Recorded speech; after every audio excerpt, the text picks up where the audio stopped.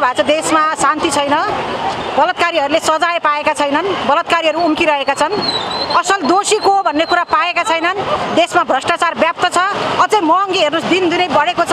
असंवैधानिक कदमको अहिले नेकपा सरकारको असंवैधानिक कदमको विरुद्धमा नेपाल महिला सङ्घको यो सशक्त आन्दोलन हो। त्यति मात्रै होइन, हामीले धेरै दुःख गरेर ल्याएको गणतन्त्रको पहिलो निर्वाचित सरकारले 5 वर्ष राष्ट्रलाई सरकार चलाउँछ, शान्ति दिन्छ, सुव्यवस्था कायम हुन्छ भनेको त्यसको विरुद्धमा हामी चाहिँ सशक्त रूपमा लागेका छौँ।